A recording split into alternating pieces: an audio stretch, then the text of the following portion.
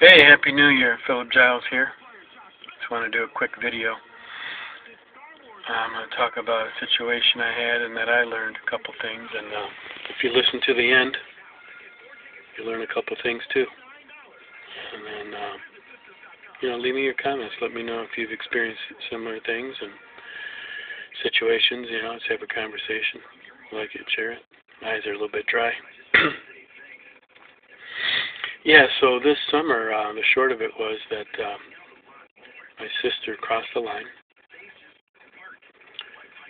and, I don't know, ran to my mom and told her, got my mom on her side. And I said, I'm not going to talk to my sister about it. It's already done. Too late. What'd you do that for? So my mom cornered me.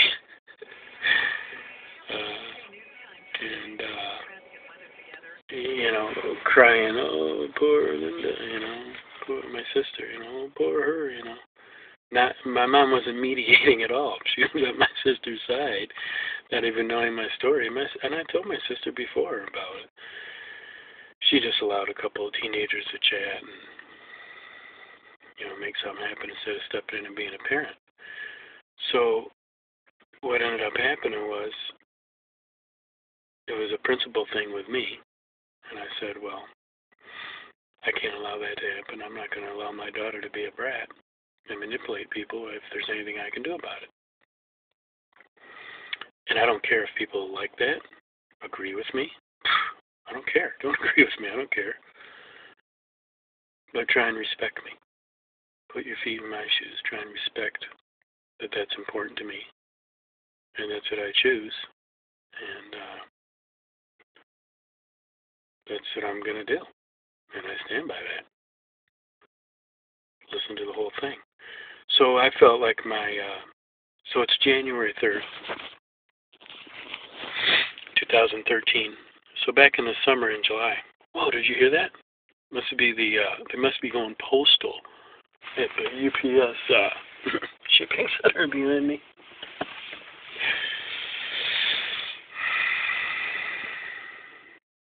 So what it was this summer was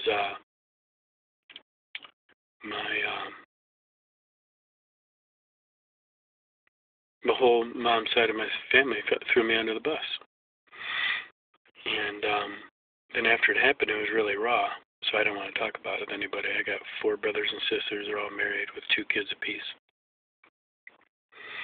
Before that, I had good relationships. We all got along. I thought they respected me. Maybe I respected them, and loved them to death. And it's very important to me. So it was really hard because my family's really important. I'm the kind of guy. I remember telling a kid in elementary school, if you call me, you need something, I'll be there. I'll drop what I'm doing. If I can be there, I'll be there. But that's who I am. So that's one of the lessons, and I'll tell you about that one at the end. But wow, do you smell popcorn?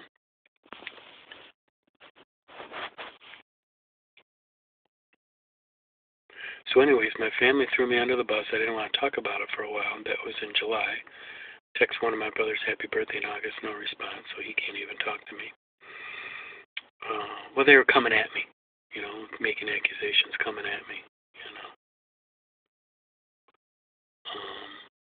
And I knew my sister didn't have any bad intent. I know her. She's not a mean person at all.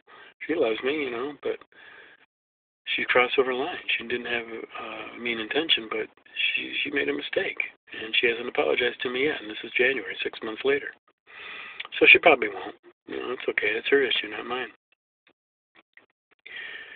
And so my mom's 80th birthday was coming up in October, and all of a sudden my siblings were like, we got to talk about this. We got to resolve this. I was like, really?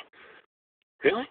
Well, when I wanted to talk about it, no one did. But all of a sudden now, Mom's 80th, you can't have the scene or something might happen to ruin Mom's day. God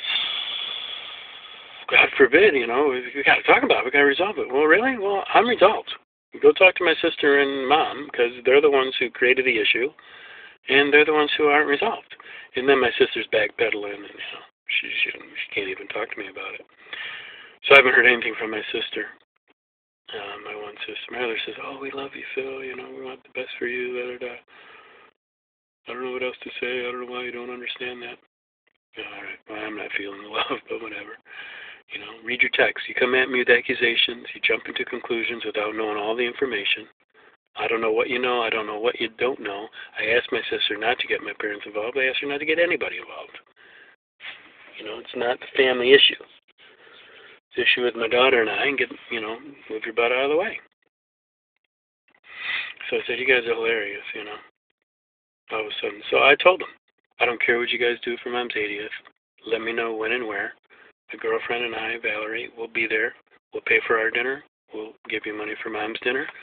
We'll bring a gift and a card for Mom, and that's it. My sister walks in. Oh, I can't believe you're here. We didn't know if you were coming. Why? I told you I'd be here. Why create all this negative drama? I felt all this negative energy from that. I was just going to leave. My mom's birthday party. I was just going to leave. Like, forget it. Why bother? I don't need this negative energy. I don't need this drama that you're creating because you have an issue and you tell me it's my issue. It's not my issue. It's not a family issue. It's not about us. So what I realized was, so I decided not to spend the holidays with my family because I don't respect any of my siblings anymore. I told my mom and dad I love you. I told them I have other plans for Thanksgiving and Christmas. And that was it. They don't know how to deal with it. And I'm not going to respond to them. I'm not going to talk to them. And they don't know how to deal with that.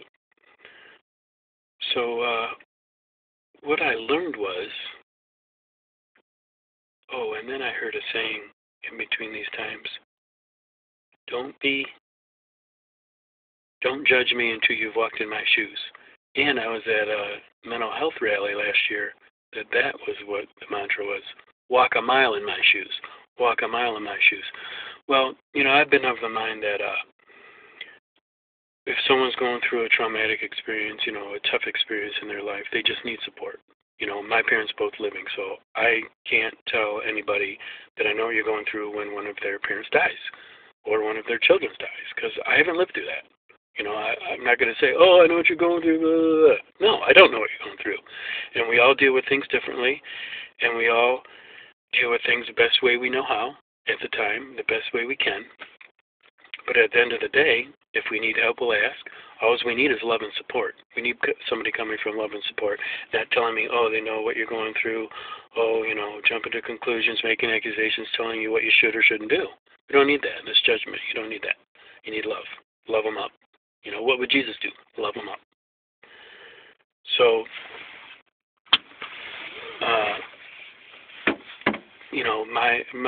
so I don't expect my siblings to know what I've been through. And that's another video, that's another story. Because none of them have been through it. I had a challenging child growing up with some issues, and my wife broke, and she got depressed and made things rough, and I lost everything but my health and my job. And now I'm back, and I'm going to be better than ever. So I don't give a crap. Now, what you go through makes you stronger, yeah, maybe, but it also leaves a lot of negative crap that you got to deal with. That's another story. But the point is what I realized is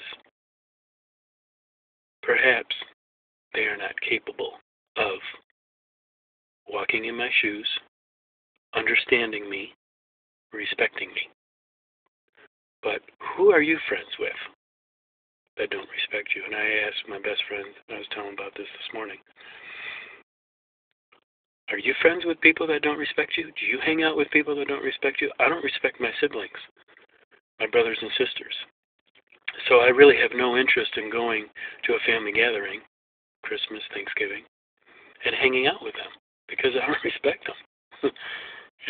I don't respect them. And my dad's birthday's coming up at the end of February, so it's 8 weeks away.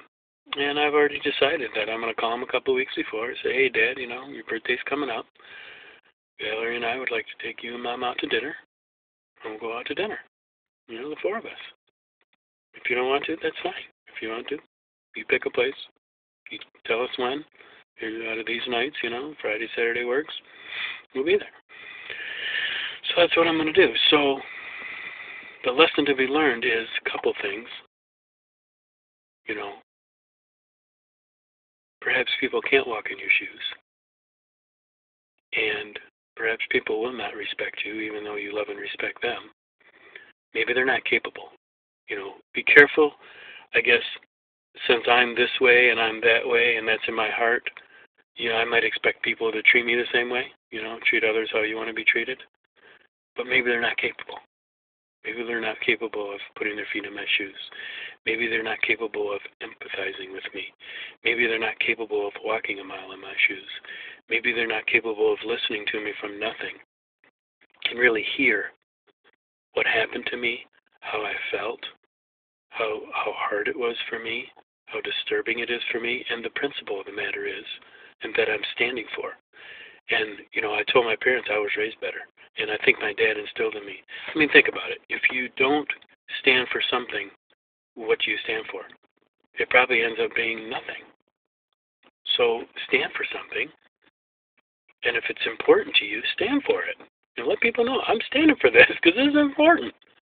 You don't have to agree with me, but, maybe respect me or appreciate that, I actually have a principle, a value, a moral in my life, an ethic that I stand for that's important, and that's it. But be careful what you ask people for. Be careful what you expect from people. Just because you can do something or people can do something, they may not be capable of it. Even though you love them, respect them, honor them, they're close to you, your best friends, your family, whatever it is, they may not be capable of it, so be careful. And that's the lesson for the day. Leave your comments below. Let me know, Share with me any experiences like this. If you agree with me, disagree, I don't care. I'd like to hear it because it probably could help me. Maybe I could learn something.